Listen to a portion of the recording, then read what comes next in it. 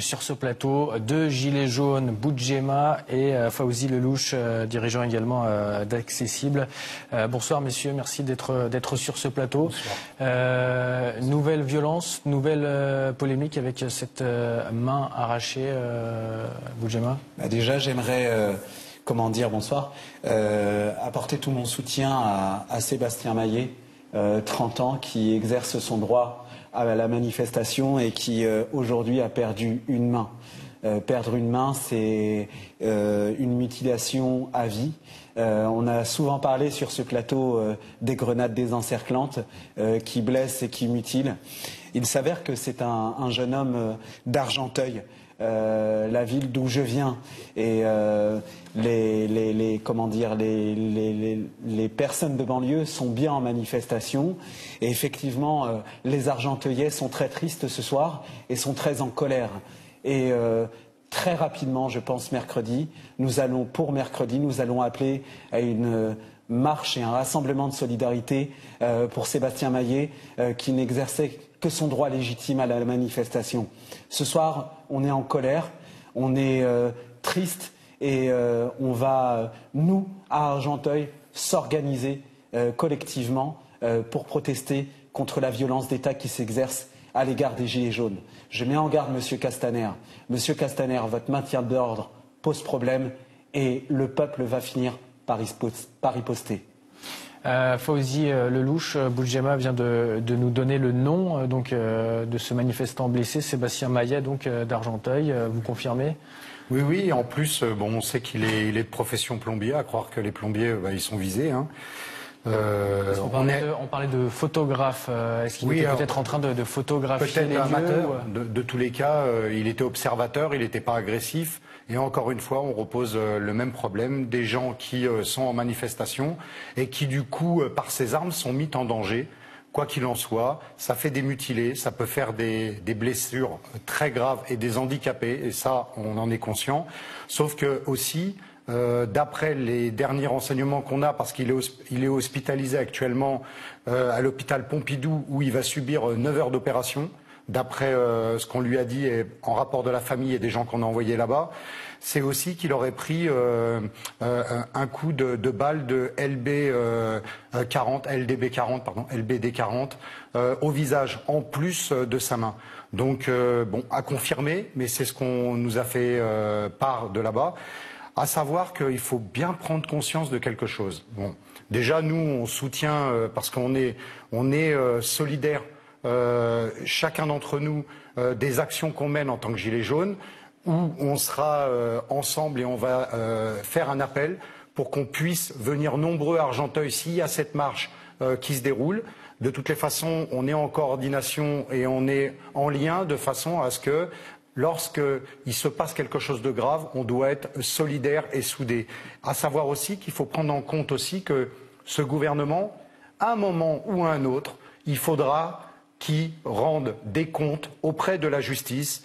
Si c'est même pendant le mandat ou après le mandat du gouvernement de Emmanuel Macron, à un moment donné, il faudra qu'il réponde au même titre que M. Sarkozy a répondu, M. Guéant a répondu. Tous les chefs d'État ont cette responsabilité. À un moment donné, ils sont sous leurs ordres et ils devront répondre de tout pénalement, de tout ce qui s'est passé, des victimes et qui ont subi ce traitement. Voilà. On est une famille. Les Gilets jaunes sont une famille. Il n'y a pas de leader. Et dès qu'il y en a un qui est touché, c'est toute la famille qui est en colère. Moi, je ne suis pas de porte-parole des Gilets jaunes à Argenteuil. Je suis un gilet jaune parmi tant d'autres, évidemment. Et on est une famille. Et on va riposter collectivement. On nous annonce la venue de Jérôme Rodriguez, parce que lui, il connaît le sens. Rodriguez, mercredi à Argenteuil pour la marche que vous souhaitez Exactement, organiser. devant la mairie, 18h.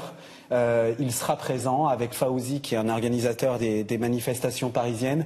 On le sera tous, gilets jaunes, sans leader, mais surtout en colère. Donc on appelle tous les Argenteuillais à se mobiliser ce jour-là. Où étiez-vous aujourd'hui? Vous étiez au sein du cortège? Oui, tout au long, du matin jusqu'au soir. On a fini aux Champs-Élysées pour revenir pour être à l'heure sur votre plateau et on a assisté à beaucoup de... Et est-ce que vous avez du coup assisté à ce qui s'est passé à 13h à l'Assemblée nationale? Alors moi j'ai parlé avec les médics lorsque c'est eux qui ont porté secours. Hein. Donc ils m'ont expliqué tout de suite la gravité de la situation. Ils attendaient devant. Du coup, cette personne a été exfiltrée dans des locaux qui ont permis d'attendre qu'elle puisse être prise en charge plus sérieusement aussi pour savoir la destination où elle allait être. Et tout de suite, en parlant avec eux, on a vu la gravité des blessures et ils nous ont décrit un petit peu leur intervention, ce qu'ils ont vécu, ce qu'ils ont vu. Ils nous ont dit que c'était difficilement soutenable. Comment est-ce que tout cela est arrivé? On a vu la présence de casseurs. Quel profil étaient ces casseurs? Comment est-ce que ça s'est passé? Après, moi, je vous dis, on ne peut pas savoir exactement qui vient en manifestation ou qui ne vient pas et quels sont les buts et avouer ou non avouer des uns et des autres. En tout cas, ce que je sais aujourd'hui, c'est que le mouvement ne s'arrête pas. Aujourd'hui, nous étions extrêmement nombreux, selon le syndicat des syndicats de policiers en colère. Nous étions 240 000 en France. Bien entendu, le gouvernement donne des chiffres abracadabrantesques. 110 000 aussi selon le nombre jaune. Oui, mais pour délégitimer, encore une fois, enfin, ils disent ça, mais parce que c'est pas vraiment opérant, leur méthode de calcul, mais nous étions extrêmement nombreux. Clairement, la position du gouvernement aujourd'hui, c'était de dire qu'il n'y aurait pas d'acte 14. Et moi, il y a quelques semaines, j'étais sur ce plateau en disant qu'il y aurait un acte 14, un acte 15, un acte 16. Le gouvernement doit prendre ses responsabilités aujourd'hui. Nous avons des revendications. Elles ne sont pas entendues. On nous enfume avec un débat. Et aujourd'hui, on parle des casseurs, mais les vrais casseurs, c'est la violence d'État qui s'abat sur les manifestants tous les samedis. Aujourd'hui, les vrais casseurs, ce sont ceux qui envoient des bombes désencerclantes sur les manifestants, qui les blessent, qui les mutilent à vie. Les vrais casseurs, c'est ceux qui, en costard-cravate, envoient des milliards et des milliards en évasion fiscale. Voilà les vrais casseurs. Et nous exerçons nos droits à la manifestation. Aujourd'hui, il y avait un enfant qui s'appelle Nicolas, que j'ai rencontré aux Champs-Élysées, qui a perdu ses parents, qui est venu manifester, qui a perdu ses parents parce qu'ils étaient nassés à l'autre bout des Champs-Élysées. Il était complètement flippé, on l'a sorti de la nasse.